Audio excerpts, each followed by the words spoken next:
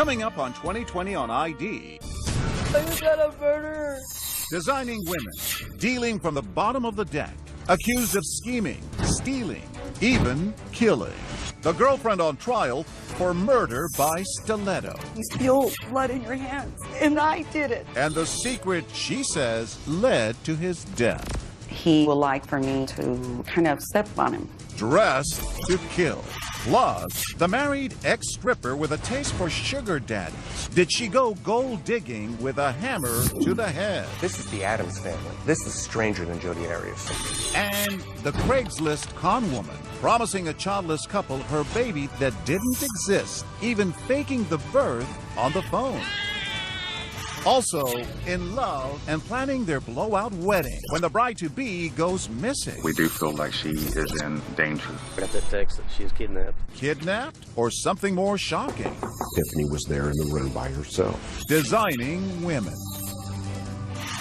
Welcome to 2020 on ID. I'm John Quinones. From lies that spin out of control to scams to murder, the women you're about to meet have left lives in shambles. First, Ana Trujillo admits she killed her lover. But what grabbed national headlines was the murder weapon, a blue suede 5.5-inch stiletto heel. In 2014, Ryan Smith first brought us the story of a woman who said she acted in self-defense. But was she dressed to kill?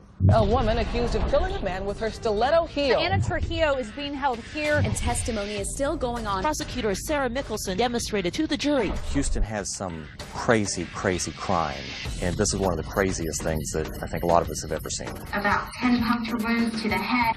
When you hear of someone dying, especially a brutal death, they're being shot, they're stabbed, but no one ever thinks there's going to be a stiletto heel in the middle of it, right? Yes, who ever heard of assault by deadly footwear?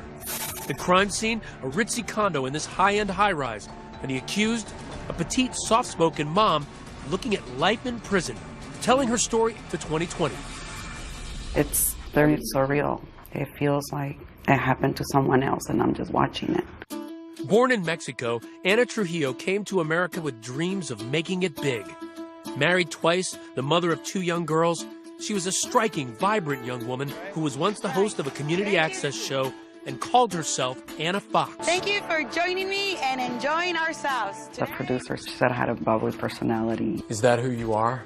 That TV host with that bubbly personality? Yes, I am, actually. I'm usually very optimistic. I love life. I love friends. And I just believe in being me.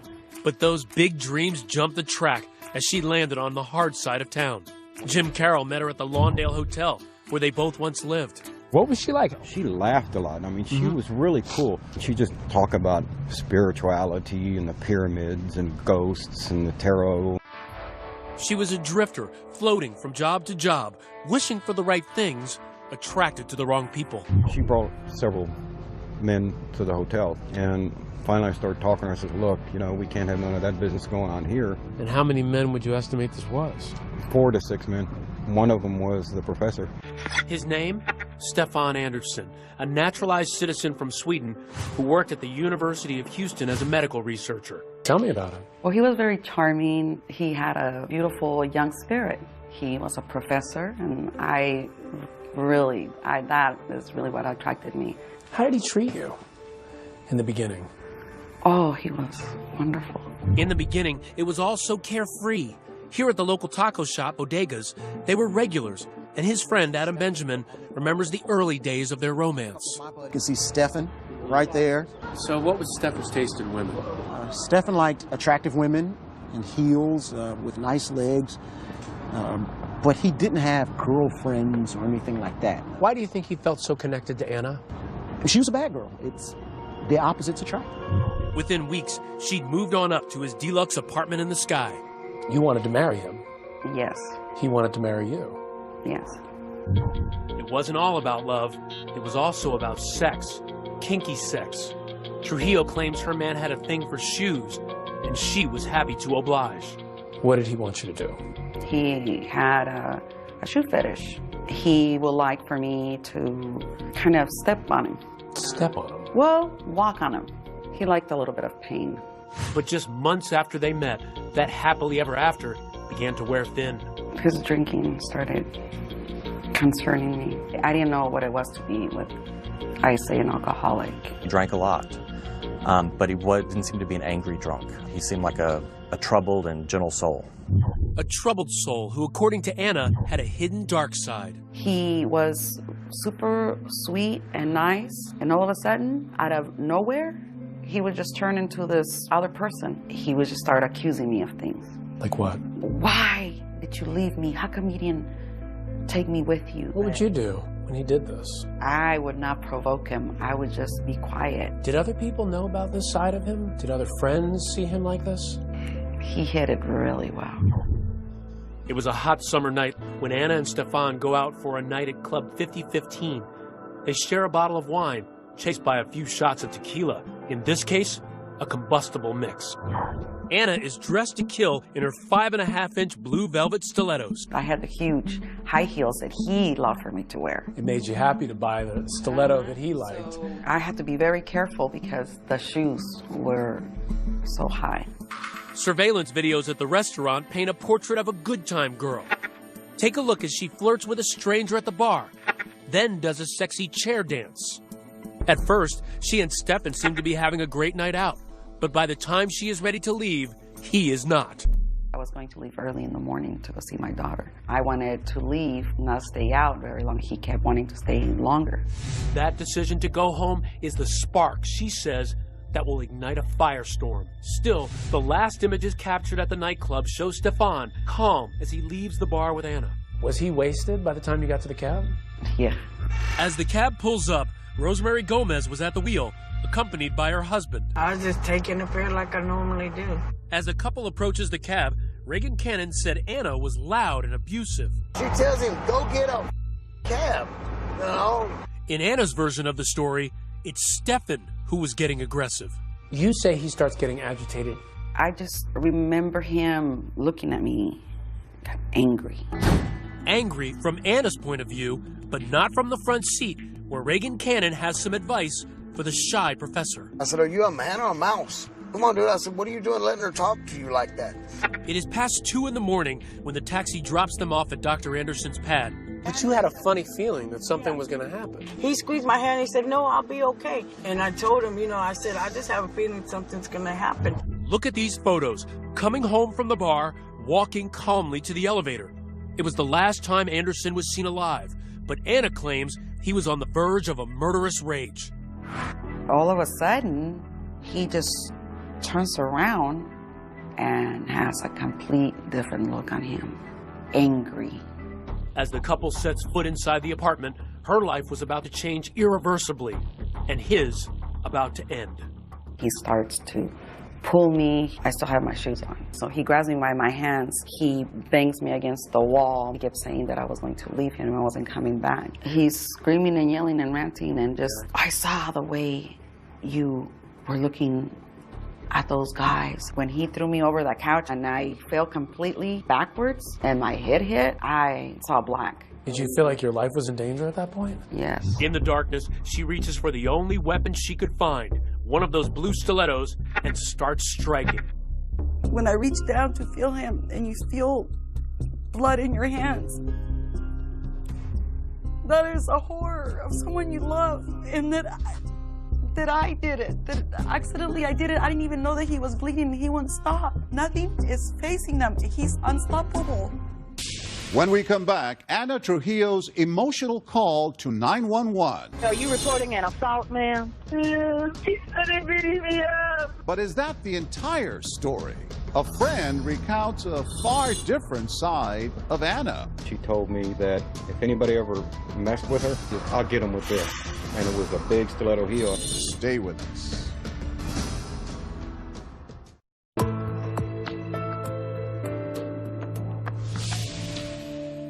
Are you reporting an assault, ma'am? Yeah, he assaulted me. I hit her with my shoe and he's bleeding. He started beating me up. When Houston police received Anna Trujillo's desperate 911 call, they raced to her boyfriend's high-rise condo and walked into a slaughterhouse. The crime scene photos in this case were especially gruesome. The blood spatter, the victim still lying there, It was a tragedy, and it was horrible.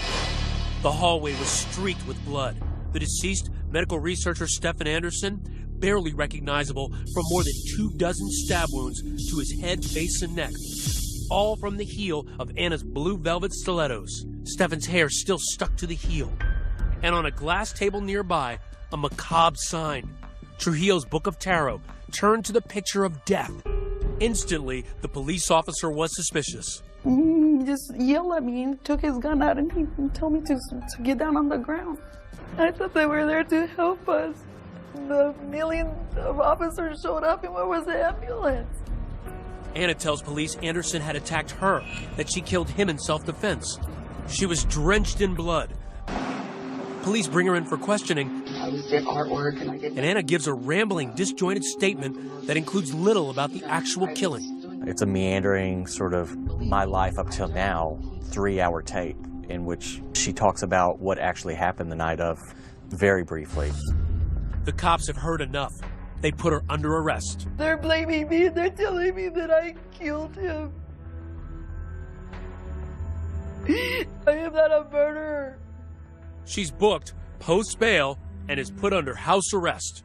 But as the countdown to trial begins, Houston was riveted. The murder weapon is a 5.5-inch heel. Stabbing her boyfriend to death with And it was a bloody scene.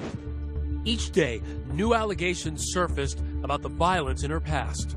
Brian Goodney, a former friend, remembers a startling attack. Walk her to the door, turn around to open the door, and get hit on the back of the head with a candlestick. That was the last thing you remembered. She knocked me out. And remember the Lawndale Hotel where her friend Jim Carroll once lived?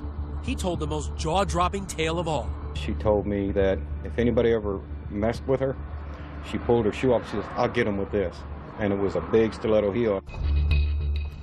The trial began in a burst of lights, camera, and bravado. Feeling confident? Do I look like I got scared? From the beginning, prosecutors pulled no punches, focusing the jury on that killer heel, really the star witness in this case. Over and over, they demonstrate the brutality of the crime. In trial, we saw an x-ray of the shoe. To the naked eye, it just looks like a cobalt blue stiletto high heel. But once you saw that x-ray, it looked like an ice hammer. He had 10 puncture wounds on his head, 15 to 20 around his neck, face, and arms. That is excessive for a lot of people. Excessive, what he was doing to me? He was enraged. He hit me on the head with my own shoe. Even though his case is far from a slam dunk, Anna's attorney, Jack Carroll, still seemed confident. Was Anna justified in her actions that night? What the evidence is. Whether she hit him once, hit him 25 times or 100 times, if she felt her life was in danger, the jury can't convict. To prove the case, Carroll had to convince the jury that Anderson flew into a violent rage at his apartment. These photos, taken 48 hours after the murder, show bruises, but it wasn't clear when she got them. The defense wanted to portray her as a victim and as someone who only did this because she had to. Remember that surveillance video from the apartment? The last images of Anderson alive? He seems calm and collected, but his blood alcohol is almost twice the legal limit. I think we've all seen people that drink a lot and, act one way in public and they go home and they act a different way. Anna was alone in Stefan Anderson's apartment and he went off the deep end. Did the mild-mannered professor attack his girlfriend in a drunken, jealous rage? She talked about being smothered at one point and then he was grabbing her. That's when she started hitting him with a shoe. But it's the murder weapon itself, that $29 stiletto shoe, that could come to Anna's rescue. It's not a gun. It's not a knife. It's not the typical thing someone would use to kill someone. So that could help the defense in saying she just grabbed whatever she could. On the morning of April 6th, the sun rose over a perfect spring day in Houston. Closing arguments in the Trujillo case were about to begin. It won't be until your just verdict that she ceases to be the stiletto stabber, and she will then forever be Anna Trujillo, murderer. But the defense argued that she was fighting for her life. As long as she reasonably fears the threat of serious bodily injury or death, she's justified. After less than 2 hours of deliberation, the verdict was swift and unequivocal. We, the jury, find the defendant, Anna Trujillo, guilty of murder as charged in the indictment. She is now a convicted murderer, sentenced to life in prison. And though that shoe may fit, she still refuses to wear it. We all have opinions of what we would or wouldn't do, or why, or how. But when you find yourself in a situation, you don't know either, because it's a situation. You don't know what you're going to do when that happens.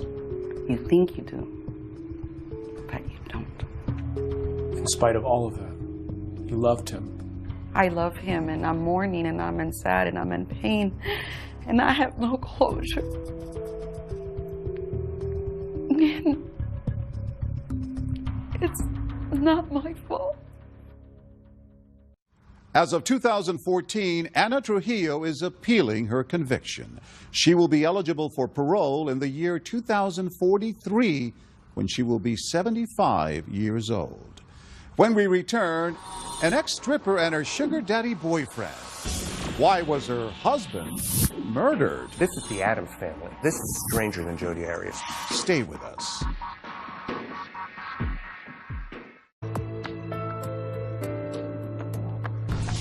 A wife with a secret life, a husband beaten to death, and a case that became a sensation.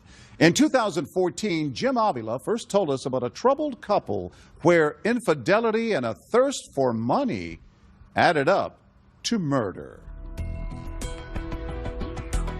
Phoenix, Arizona, the Valley of the Sun, where hot asphalt seems to bake human tempers, delivering simmering trials and raven-haired killers. Jodi Arias, and now this woman, Marissa DeWaugh. We thought coming into this trial that it was going to be the next Jodi Arias trial, but this is the Addams family. This is stranger than Jodi Arias. Are these the hands of a murderess? Is this the face of a killer?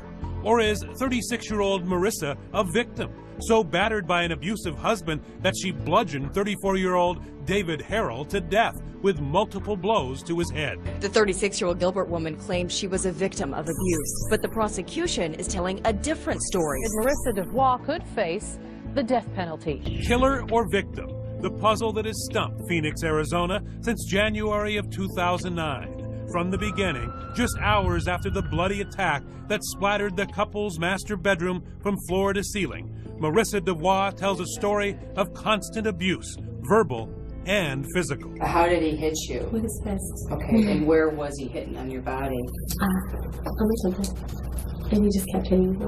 Marissa even stands to show police how she says her husband of 9 years raped her on the night of the attack, choking her before forcing her on the bed against her will. So you came home, you want to have sex, didn't you? Got mad? You wake up, he's raping you. Hands are on your neck. He likes that. He likes it because he can hold right here. Got it. Okay.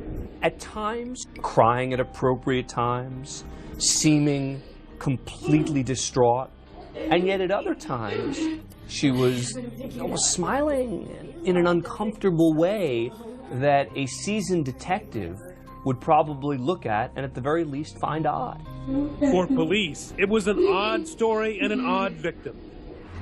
Dale and Marissa had met as teens in their hometown of Lake Havasu, Arizona, a party town known for outrageous spring breaks. They met up again years later in their 20s in Phoenix. By then, Marissa had a baby. She was a stripper, and according to her former friend and nanny, Amy Dewey, an opportunistic Marissa saw Dale as a catch. What was the attraction? I think that she saw a man who had just graduated from refrigeration school and had the potential to make money. It was always about the money. Amy lived with Marissa and Dale for a time in Phoenix before their marriage. Was there any sense that Dale was violent in any way? No. She would come home and try to pick a fight with him or try to provoke him, and he would just tell her, I'm not going to fight with you. I love you. Let's work this out.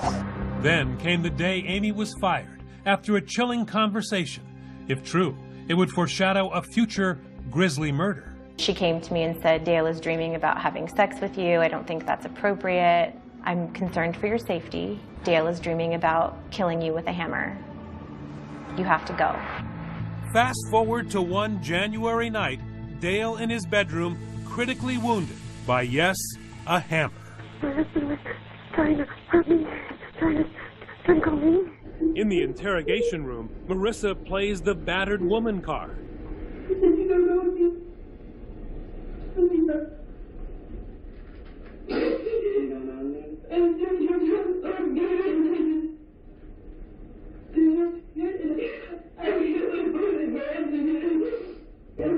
But police do not buy her sob story, and prosecutors don't think a jury will either. Opening statements today in the case of a woman accused of killing her own husband. The real motive for that tool-time thrashing, they say, was a big fat payday. Marissa's a woman who likes money. But more than that, she likes easy money. Prosecutors showed the crime scene in vivid detail, displaying Dale's deadly injuries. Arizona Republic writer Michael Kiefer is in the courtroom. You know, she put a fist-size hole in the side of his skull. Then the prosecution begins to reveal a secret life that Marissa never spoke of. A past that includes working that pole at a strip club. The risky behavior, the boyfriend, the stripping. You get a picture of someone who doesn't have rules. Living on the edge. Yeah. One of those lovers, Alan Flores, loaded with cash. They met on a website for rich men called SeekingArrangement.com, the so-called elite sugar daddy dating website. So you began having sex the first day you met? Correct. In return, he loans her more than $300,000, keeping meticulous track of every dime. To hear him tell it, she's going to pay it back any day now. This insurance money's going to come through. Don't worry about it. There it is. What prosecutors believe is the real motive for the murder.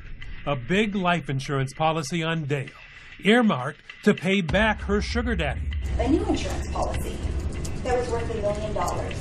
It was not looking good for Marissa, but her defense had yet to start. And when it did, a blockbuster of its own. Until then, really nobody had said anything positive about Marissa. Nobody. Marissa had an ally, her oldest daughter, Rhiannon, named after the Fleetwood Mac song. And she has a devastating story to tell about her stepdad, Dale. Her daughter came in and said, yes, Dad hit Mom. And said, yes, Dad had his affairs. He'd come home smelling of some other woman's perfume. And when the prosecutor brought up, well, didn't your mother hit your father as well? She said, well, not nearly as much as my father hit my mother. That was damning. It was a tough defense for Dale's family and friends to hear, but would it sway the 7-woman and 5-man jury? Do you find the defendant as to count 1, first-degree murder, guilty? Murder in the first degree, guilty. The jury ruling 36-year-old Marissa DeVois, mother, stripper, and gold digger, was now a killer too. It's unfathomable. Why did Dale die? It seems like they proved in court that he died for money. Why did he put up with her, you think? He loved her. She killed the one person who loved her. Marissa DeVois was sentenced to life in prison without parole. As of 2014, she plans to appeal her conviction. Up next, the designing woman who scammed a childless couple. She had the baby bump, the labor pains, even the baby pictures. What she didn't have was a baby. I lost it. I'm like, oh my gosh, this isn't real. Stay with us.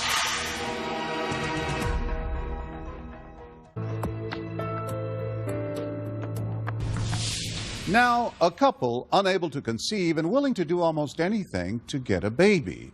But as Rena Ninen first reported in 2014, little did they know they'd end up victims, not parents. Even before they got married, Mark and Tracy Dzansky, living in a kid-friendly community outside of Chicago, talked about having children. Can't wait to have a little girl and put her in the sundresses and fix her hair. But Tracy was unable to conceive, and going through adoption agencies can be an ordeal. It takes so long and it's so expensive. So the Dzanskys decided to write a heartfelt ad on Craigslist. We want a child more than anything in the world. We are not rich, but we can give that child anything or everything they may need. It's a growing trend, wannabe parents going online to adopt a child. Legal? Yes. Guaranteed? No. Finally, the Dzanskis get the answer they've been waiting for from a pregnant mom almost 1,000 miles away in North Carolina. She knew that she couldn't take care of this baby. Heather Taylor lives in this trailer and is struggling to make ends meet. She's willing to give Mark and Tracy her baby. So it's time to go shopping. We got a few of the items and all the equipment and whatever else the baby needed here. The local Babies R Us wasn't the only place the Jakinskis were dropping cash. Naturally, during the pregnancy, there were some financial expenses that she said she needed money for. And we didn't hesitate. I mean, you know, we want to keep her healthy. She's carrying our adopted baby. Weeks later, Heather unexpectedly goes into labor. Tracy is actually on the phone as Heather rushes to the hospital. She's having a C-section, and I'm on the phone with her in the living room. I mean, you could hear, like, the heart rate and everything. And then a couple minutes later, there's a baby crying. Oh my gosh, Tracy, it's a girl. I love Mommy. Is that the one that says Daddy loves me? Yeah, Daddy's sweetheart. Did you give the baby a name? We did. Anna Rosemary. Anna Rosemary. Yeah. Heather now says she needs more money for Anna Rosemary's expenses. The total tab now around $1,500. Diapers, formula. I said as long as it's for the baby, yeah, I don't have a problem with it. Don't hesitate. And then Heather sends you this. Yeah, that's when we pretty much lost it. We're just in awe, you know. We're just, oh my gosh, this is real. That's our baby. I love the wrinkles on the back. Now they're just anxiously waiting for Heather to come from North Carolina to Chicago to drop off little Anna. But where was she? Oh, it's one thing after another. Her brother was in a car accident. She missed her plane. The baby had breathing problems. She didn't want to fly. She wanted to drive. Then Heather drops a bombshell.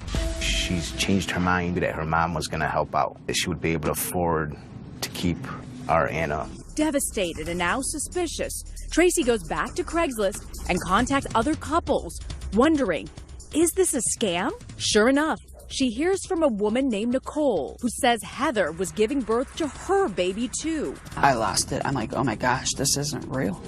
No, it wasn't real. The pregnancy, the sounds of a newborn crying in the hospital room, those photos, all part of an elaborate and heartless scheme. There was never a baby. And it was all a lie. It was all a lie. Detective David Flynn from the Pitt County Sheriff's Department says Nicole, the North Carolina victim, got these photos as proof of Heather's fake pregnancy. So she's pretending here to be pregnant. That's correct. I'm not sure what she used to make her belly bigger. So who is Heather really? Well, she's no stranger to the law, arrested for writing bad checks and identity theft. And speaking with Heather Taylor's family, she's had a long history of making up stories. And we told her, so if you can start paying us back every month some of the money, I won't press charges. But just like the baby, the refund was never delivered. I said, you're full of it, we're done. I said, you'll be hearing from the detective. Authorities say the suspect solicited people on Craigslist claiming to be pregnant and needing money. She was arrested and charged with a felony. She was given 36 months supervised probation, and she had to seek mental treatment. She was also ordered to pay restitution. I guess it really isn't even the money that hurts the most. The emotional toll that this took on them, you really can't repay them for that. How could you be so cruel and mean and deceitful to do this to somebody? I was just heartbroken. It's like the baby died almost, or right. Were you mourning? Oh gosh, for months. Our little Anna would be a year old. Despite their awful experience, the Dzanskis haven't abandoned their dreams of parenthood. Soon, they hope to start fostering to eventually adopt a child. And you believe in your heart it's definitely going to happen? Yes. There's no doubt in my mind. That baby's going to have nothing but the best. As of 2014, the Dzanskis have obtained a state license to foster children and still hope to formally adopt a baby. Up next, a bride goes missing just before her wedding. Biggest fear, bar none, is somebody finding Tiffany Bray dead while we're looking for her. But this disappearance is not what it seems. They spent quite a bit of time watching me. And a very surprising ending. I don't even know till this day where I'd be if they wouldn't have found me. Stay with us.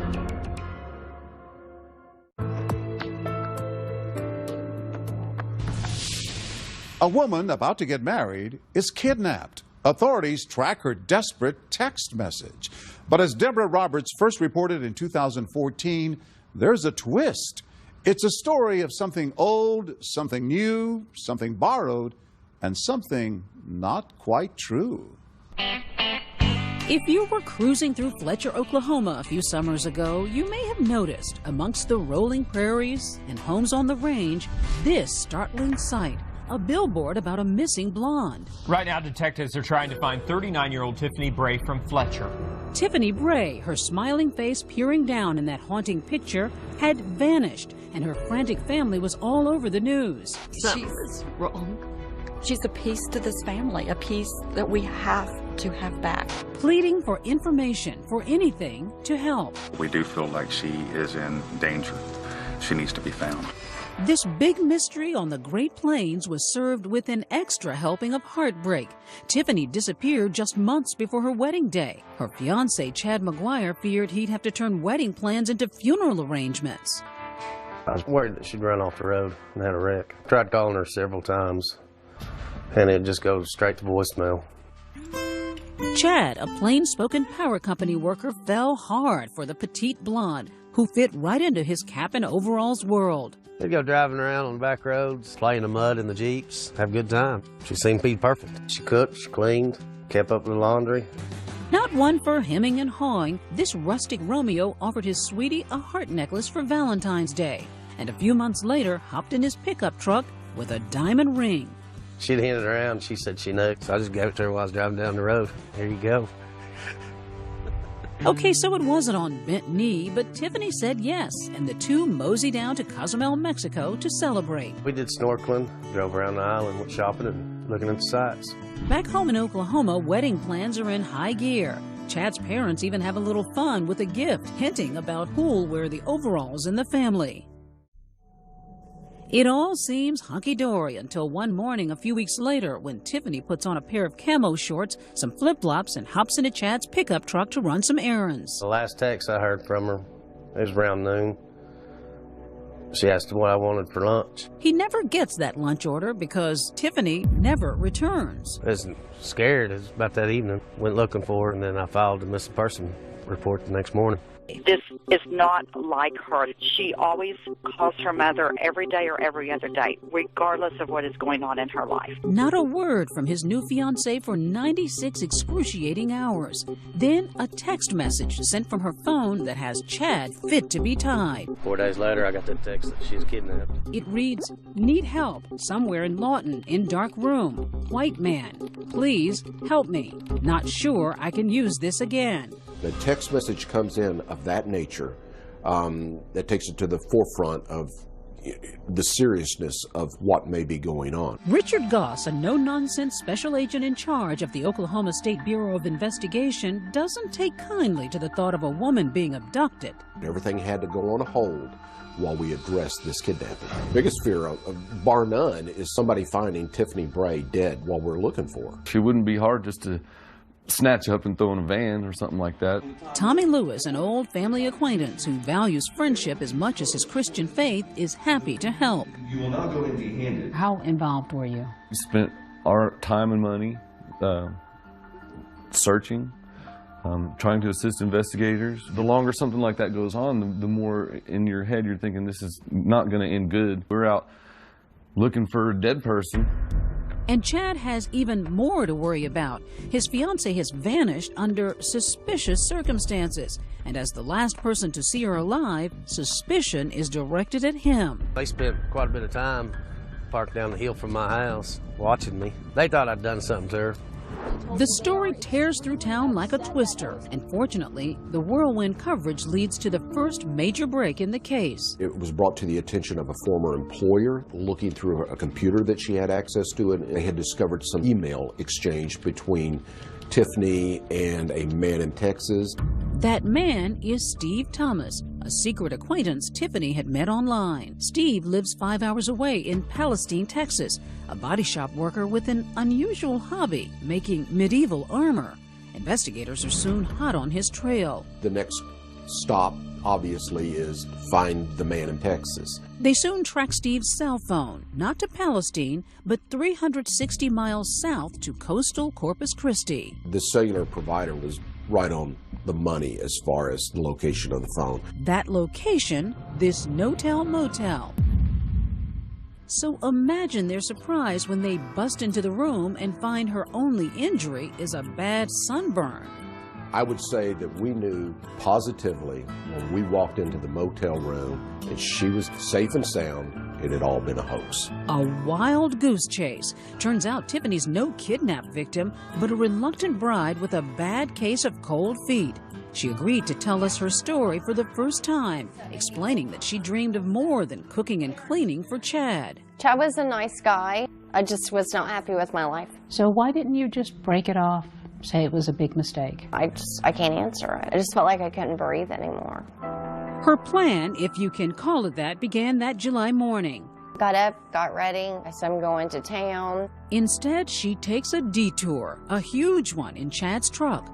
She cruises 70 miles up I-44 to an Oklahoma City pawn shop and literally sells off her fiancé's heart. His heart necklace, that is. How much did you get for your necklace? Like $60 maybe. Chump change that would barely pay for a tank of gas. So later, off goes the $2,500 engagement ring to the pawn shop, too. What's going through your mind as you're driving? The whole time I was driving, I was shaking. I was so confused. I thought, you know what? I have this address for Steve in Texas. That's where I'll go.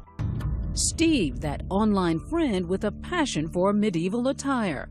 He was dreaming of making a future with his Oklahoma princess and had no idea she wasn't available. This must have been a powerful connection with this guy in Texas for you to just drop everything and run to him. It was just somewhere to go. It was my escape.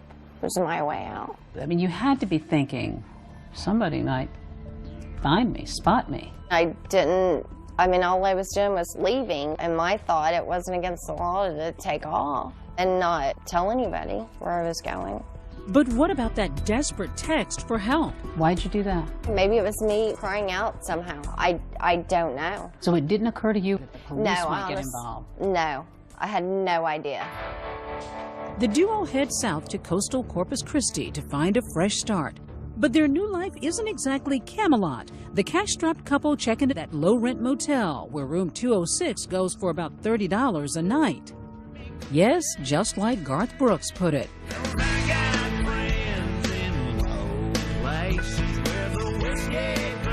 What did you do with yourself those days? Absolutely nothing. Once, I think we went out shopping. Occasionally, we go to a fast food or something like that.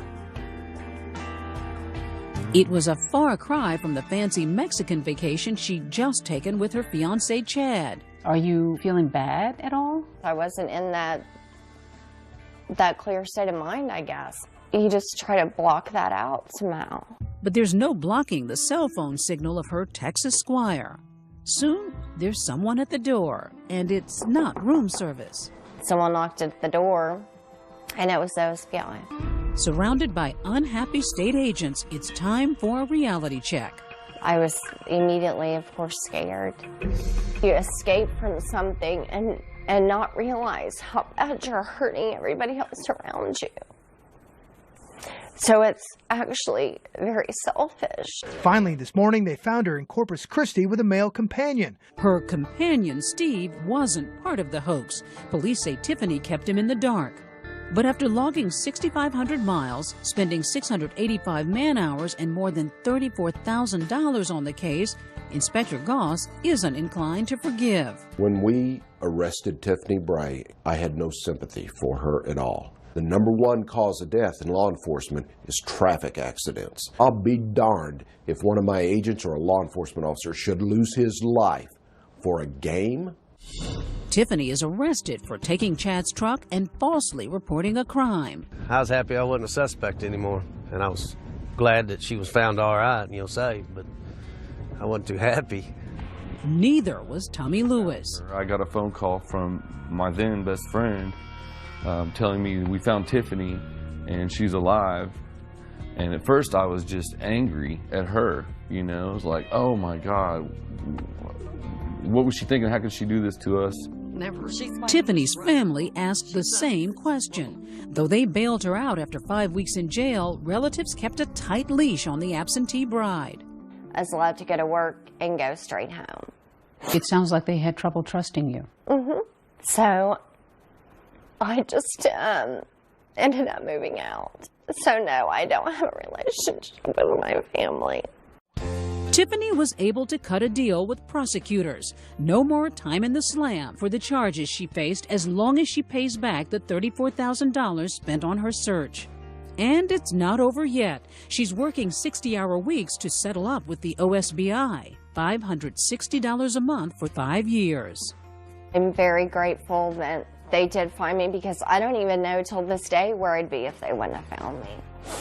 I went to counseling because the guilt alone will eat at you every single day. Suffice it to say, the wedding was off, but Chad's achy breaky heart seems to have mended quickly. If they hadn't come got her stuff, I was going to have a runaway bride garage sale. And guess what? There's a happy ending to this tangled love story. Remember Tommy, Tiffany's family friend? We just kind of started hanging out more and enjoying each other's company, and I invited her to church, and the relationship just kind of blossomed. Never forget that history, and that we always use it to guide ourselves in the future. And soon those church bells were ringing for them. Were you worried on the wedding day about whether she was going to show? I'd be lying if I said it didn't cross my mind. What was it that you found in this relationship that you just did not feel that you had in your life before? Love. Never felt like I had that before. As of 2014, Tiffany Bray says she and her husband Tommy are doing well. She continues to make payments to the Oklahoma State Bureau of Investigation. As for her former fiancé, Chad, he says he wishes Tiffany the best and has no regrets. I'm John Quinones. Please join us next time for another edition of 2020 on ID.